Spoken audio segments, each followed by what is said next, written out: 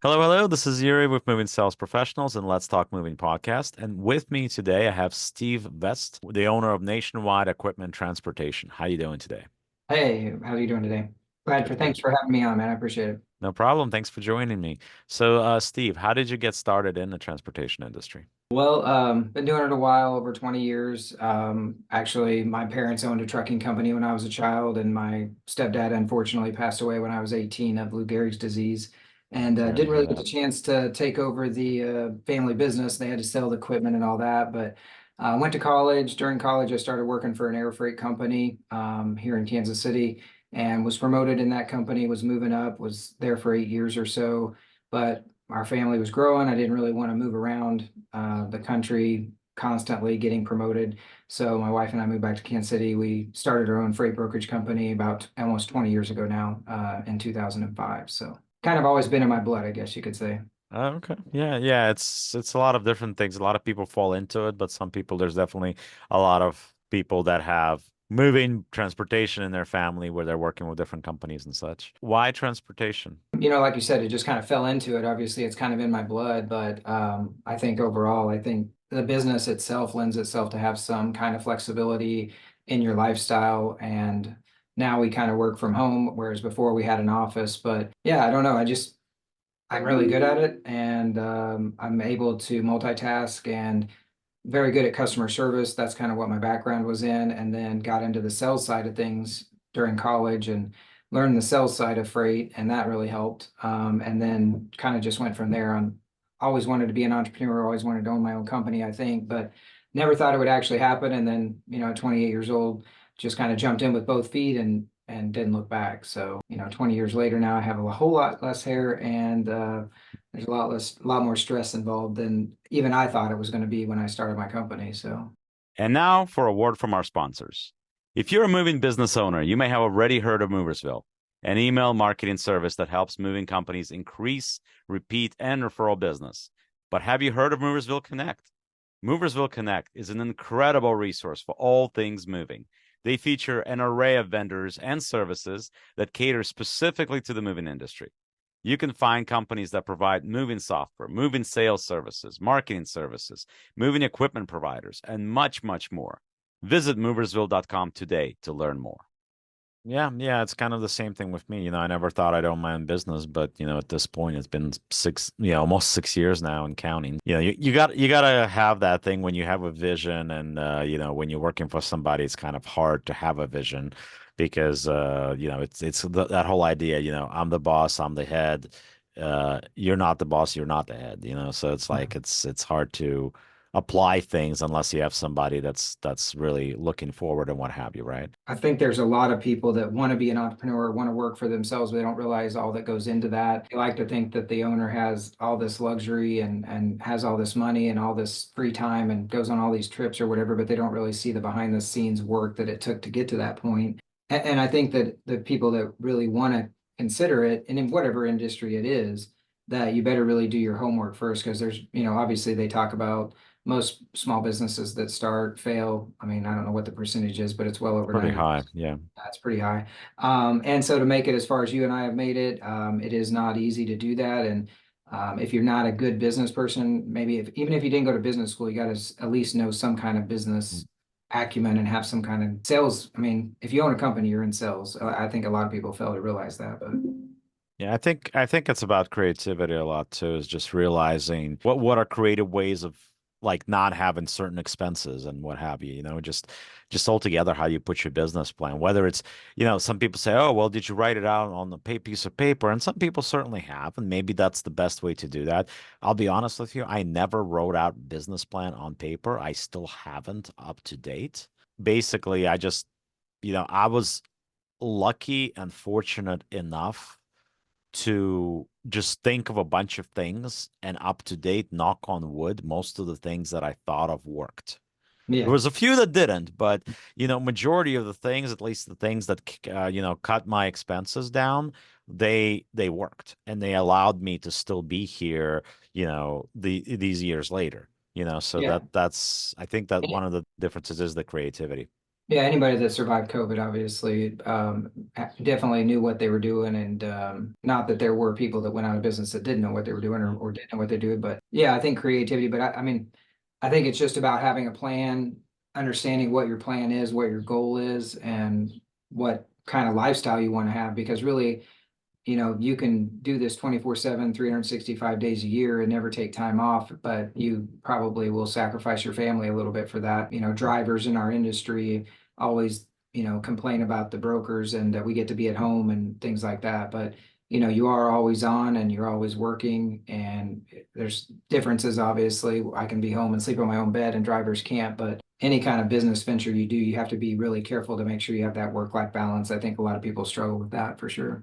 Yeah, I agree, and that's, in my case, I don't have a business background. I was trying to go to school for business, right? So that degree, but yeah, I mean, nobody in my family ever owned a business. Nobody in my wife's family ever owned a business. That's why, frankly, you're talking about life balance, her and I struggle with that because she doesn't always understand that I have to be there and I have to pick up the phone, and sometimes it's 24/7. And Yeah. even though I run my own business, and she's like, well, can't somebody do that for you? Well, yes and no, because not everybody is going to be able to come up with the same creative solution as you. Does your company need more creative marketing and ad campaigns to improve traffic and organic leads? Well, Moving Sales Professionals has a solution for you. We have partnered with social media marketing agency that has over 300 million views on their ads and videos across social media, and they have generated over $35 million for their clients over the last 10 years alone. Their services include content creation, social media ads, pay-per-click campaigns, website and funnel development, Google Ads, email marketing campaigns, lead generation, and much, much more. For limited time only, they have discounted rates for their services. Sign up for a free consultation call with us via our Calendly link on our website or below this video. Yeah, And that's it's one of the things to scale. It's hard to scale a business. And I think that's where I'm at right now with ours, is that we're scaling very quickly. And it's hard to let go of some of that and delegate and responsibilities, because it is our baby and we kind of do Mhm. kind of hold on to it like that. And we don't want to let go of certain aspects or think that other people can't do what we do. But if we train them right, then they should. But yeah, it's definitely not easy. And the one thing you said earlier was like you didn't go to business school, you didn't know anyone that owned a business, but really at the end of the day, you figured it out because you have hustle, you have grit, and you grind. And the people that do that can be successful in whatever they do, whether they own a business or work for somebody else or whatever. I'm surprised and shocked at how many people don't understand how much hard work it takes just to be successful at a W-2 9 to 5 job. And those are the people that are most successful in life, really.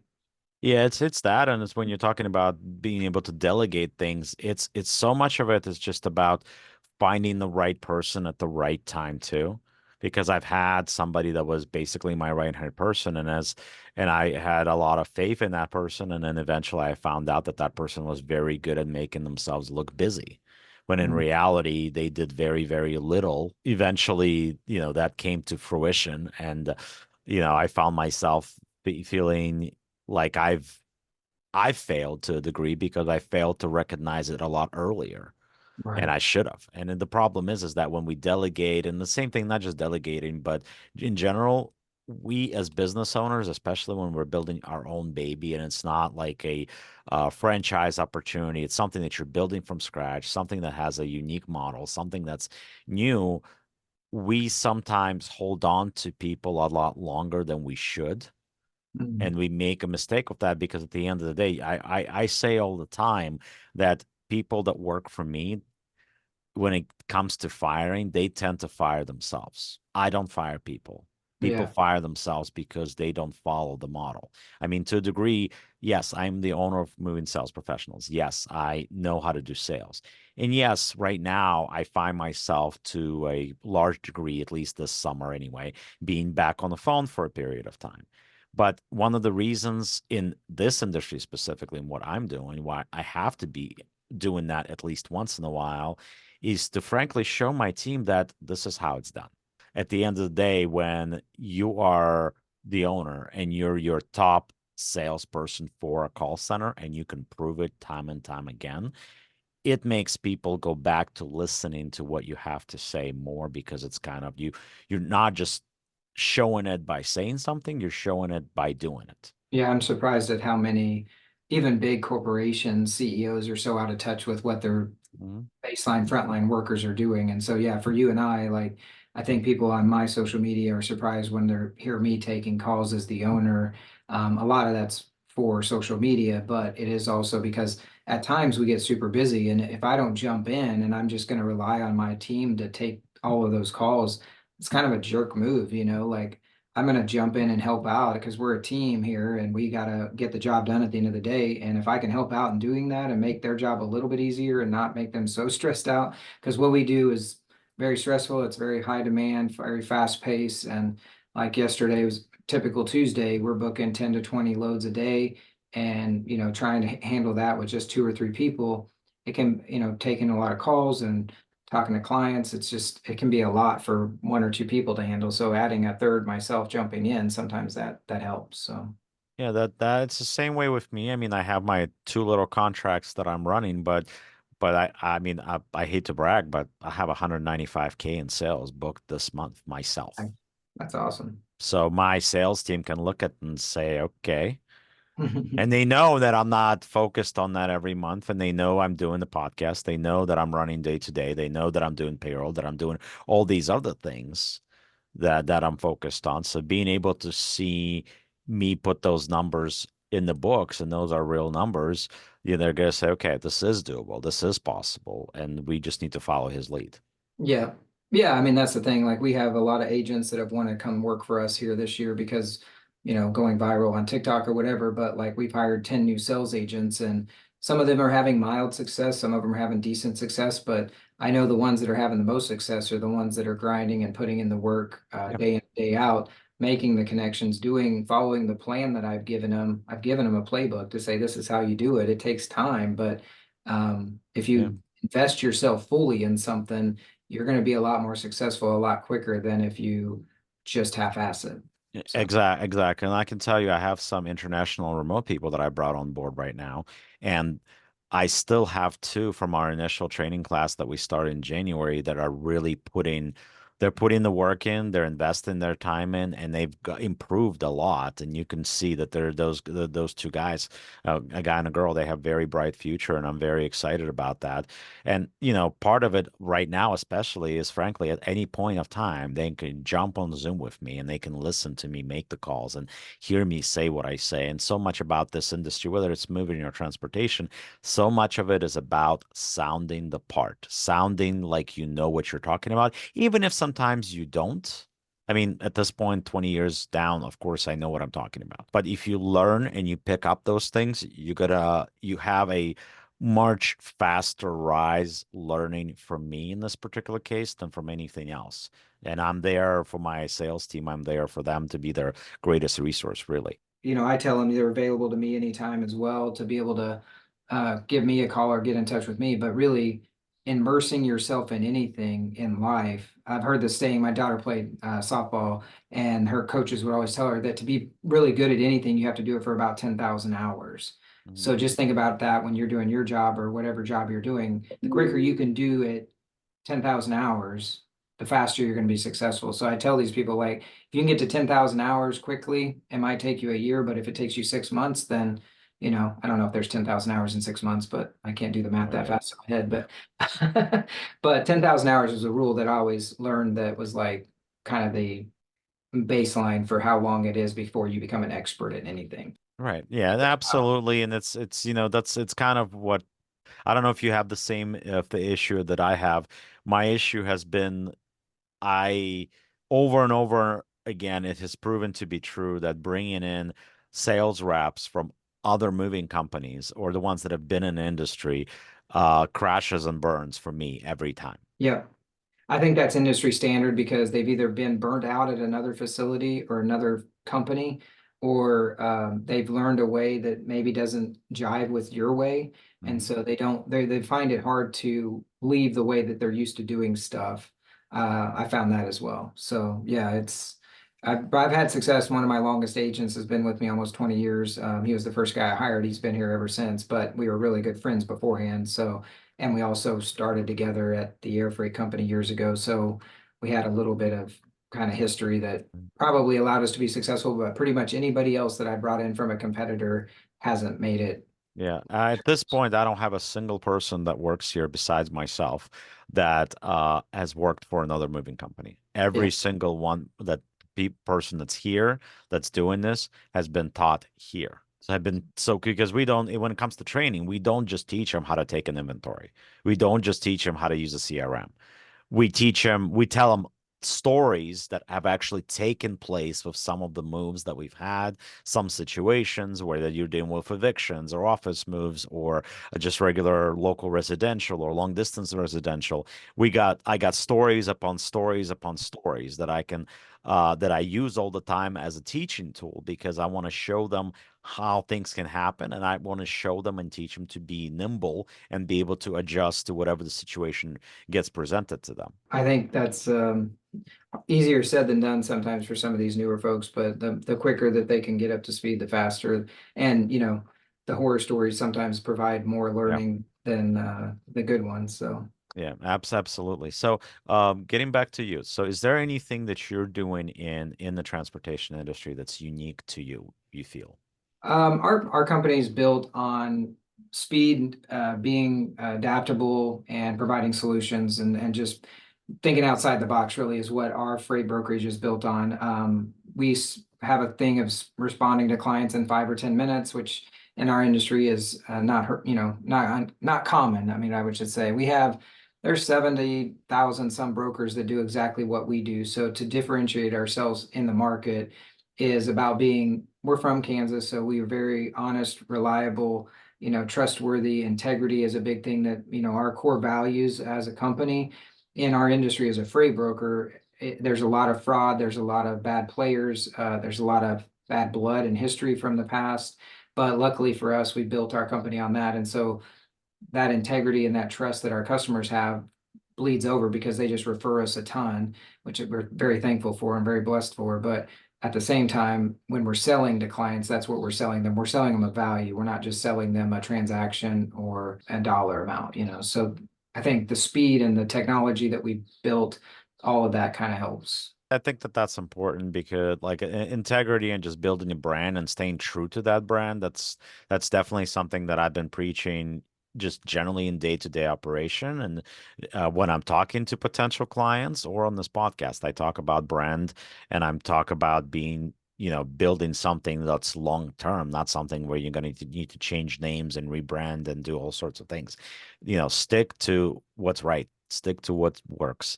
Stick Yeah. to honesty and reliability. That's more important than a lot of the other things. Yeah, there's a lot of transparency issues in our industry, and I've been listening to what people are saying in the social media realm, and a lot of people are talking about transparency, and so I just started being as transparent as possible with just showing like how much money we make on a load. I'm not scared to show my customers what I make on a load because I'm not gouging them. I'm being respectful of both the shipper and also the carrier. And I'm not out there to make 50%, which some of these carriers think Mhm. brokers make, and maybe there are some that do, but they don't make it in the long term. Our average is between 10 and 20% as an industry. Mhm. The industry average is about 15, and I run a little bit higher than that at 18%, which is not uncommon in the industry. And I feel like, I've pointed this out, and it's probably similar in your industry, is that, if you buy tickets on Ticketmaster, for example, I mean, they're marking up 36%. If you go to a clothing store, buy a pair of socks, that's 120% markup, if not more, sometimes 200%. You go to a fast food chain or whatever, it's the same thing. Their markup percentages are huge. So if I'm a small business making 18%, it's really not a lot of money. And for drivers out there that think that we're making a ton of money, I just wanted to try to be as transparent as possible and have that real conversation with the drivers and also my clients and say, hey, and I think my clients understand that because they know my pricing is competitive. And if I can give them money back, I do. And that gives me goodwill if I have to ask for more money on something else. Doesn't happen very often, but in 20 years of business, but it happens occasionally. And it's just all about that transparency in our industry really is key right now. Yeah, and I agree what you're saying about building value because that is so important. I mean, I can tell you 100% what we do here at Moving Sales Professionals, none of our competitors do. None of our competitors are still around there helping your company on a day of the move when you're having an issue with a client. Yeah, They're all done at the point of sale. We are the only ones that are not. We are the only ones that are involved past that. And being involved past that, frankly, that allows us to keep our salespeople honest because our salespeople, lowballing is not an option because if it happens, it flies right back in their face because right. we're still involved. So all Yeah. those things are extremely important. That's why we do that. So what is your goal this year? This year, our goal was really just kind of to survive. Right now, there's a huge freight recession in our industry, and I've been through a couple of them already in 20 years, and we've survived all of them. COVID was a big one for a lot of folks in our industry, went out of business. You just sometimes, some years, you have to step back and you have to recalibrate and then go full force forward. And so this is where we're at, kind of the end of last year and then the beginning half of this year. We've been kind of taking a step back, reevaluating, getting our processes better and in place a little bit better to facilitate the growth. Our goal in the next 5 to 10 years is to 10x the company. And for us to be able to do that, we have to get the right people in place, but we also have to have the right processes in place. And we've done a really good job of that this year to where we can really turn and burn freight pretty quickly for customers and also get the carriers in our platform and build out that. But our goal is just to kind of survive the year as taking a step back, but also just planning for the future kind of deal. That's happens every 5 to 10 years, pretty much in our industry. You have to kind of reset and reevaluate and make sure you're in the right frame of mind and mode of where you want to go in the future, kind of deal. So Right. And having you say that, Steve, too, guys, you're listening. Most of you are in the moving transportation world. Obviously, we're talking to a lot of moving companies and we have a lot of movers on, but obviously transportation is going through the same thing that all of us are right now. Now, for us in the moving industry, realistically, COVID was probably the best year. We actually went the opposite direction. All of us made very, very good money in the COVID year because people that normally would have moved that summer, they didn't. They moved in the fall and they moved in winter because they pushed back and they were waiting for regulations to ease back. And when they didn't, they just said screw it. They moved anyway, right? So we had the opposite happen. But at the same time, what that led to, it led to a lot of moving companies that were just entering the market. A lot of them did not realize that this was not the norm, that this was yeah, outside of the norm to have that type of fall and that type of winter. I mean, like we did close to $1 million in sales in two of the fall winter months, and we did more than we did in July that year. So which which is was which is unheard of, right? And yeah. that does not happen. So those of us that have been in the industry for a long time, we saw that as something different. That's something that's probably was not going to last. But there were companies that entered the market at that time and they did not save up and they did not put money away and they did not prepare for this winter, this fall that we just passed to be worse. And like for us, like right now, a lot of companies are in a state of survival, and a lot of companies are saying, "Oh, there's not as many jobs. We're doing worse than we did last year." Of course you are. We got several things that are happening right now, and this is which you got to understand what's happening to your company right now. Unfortunately, right at this current time, it is normal Yeah, to what's happening outside of this realm, right? Because we're dealing with the housing market being where it is, where houses are selling for a lot more than they should.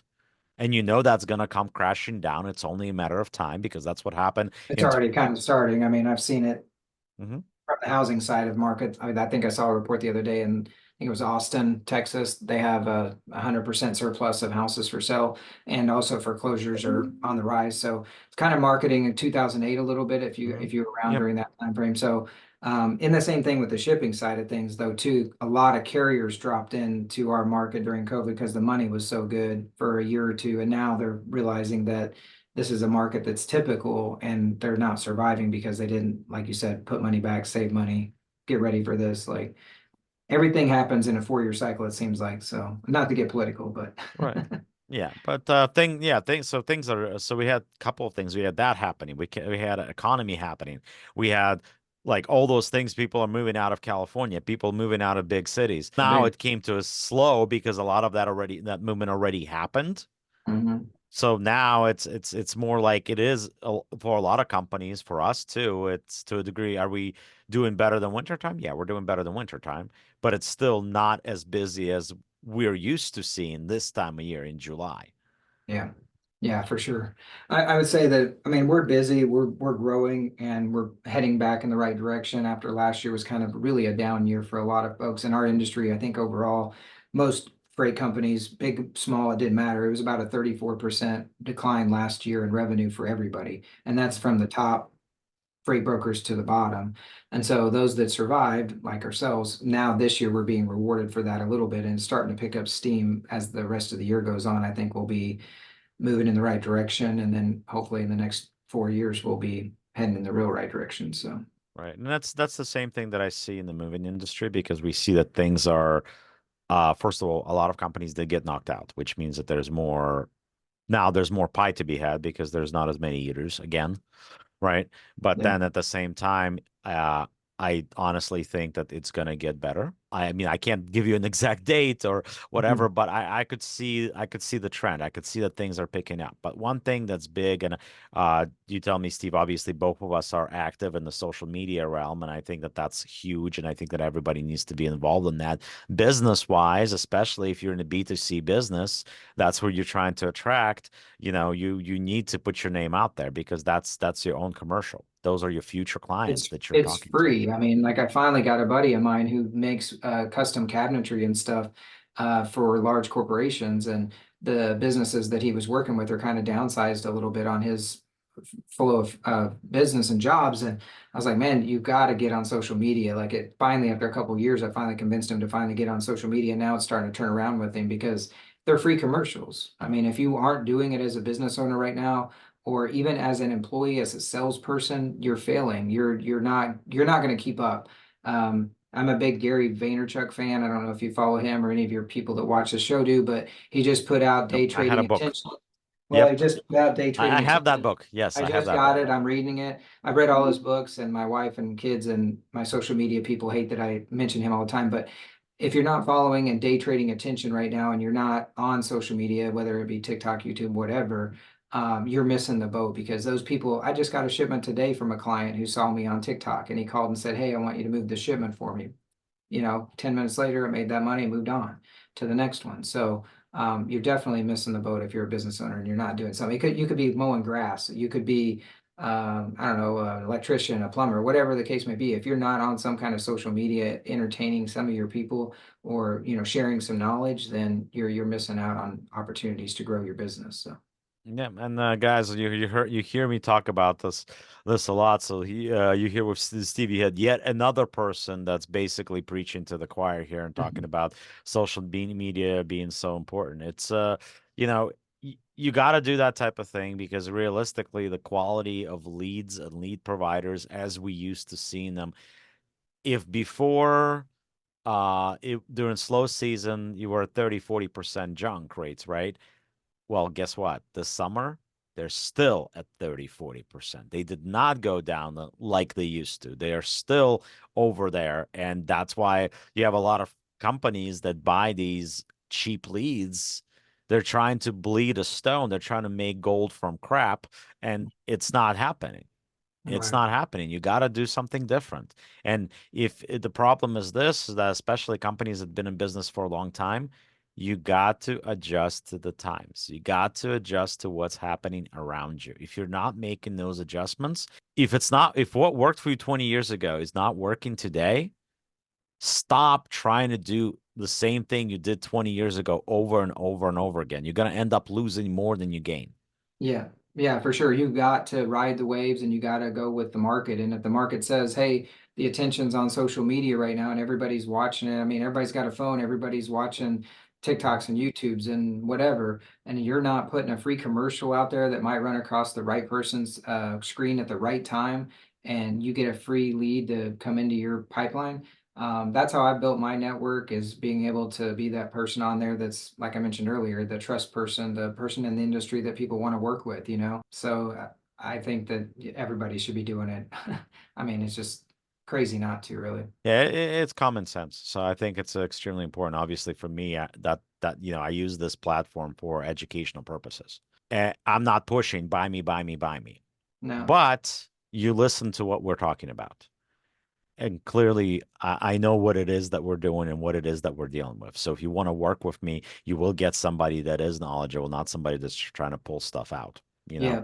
There's a lot of people on the internet that'll sell you a sales professional moving class or a something and tell you that they're going to offer you the world, and they really can't. But if you have someone that you see on social media and you trust them and you know they're going to provide you or be in your best interest as well, then jump on board and go with it.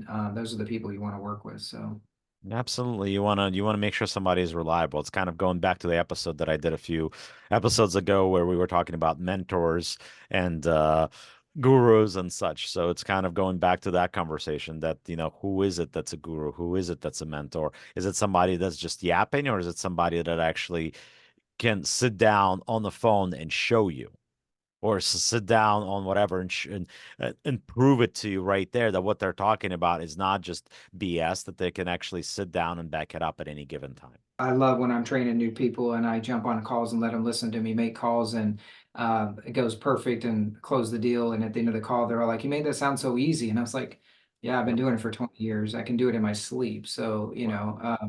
it takes a long time to learn anything in our freight industry. I'm sure it's the same on your side too. Yeah. But once you become that expert and you can talk the talk and walk the walk, a lot more people are going to follow you than not. So. Right. And Steve can back me up here because before we jumped on this call, he heard me close a $5,000 sale. So he literally heard me do this. Yeah, I was listening to it. I was actually surprised at how in detail and it was and in depth it was, the questions that needed to be asked. Obviously, I was thinking to myself, that I was like, it'd be a lot easier if there was just they sent me a bunch of pictures, but I don't know if a picture just does 1,000 words in your industry like it does mine. I always just tell people, send me a picture so I can look at it, but I know The that does problem not. with that is different. So when you're doing shipping freight and you're talking about shipping a specific piece, that's a normal way to approach things.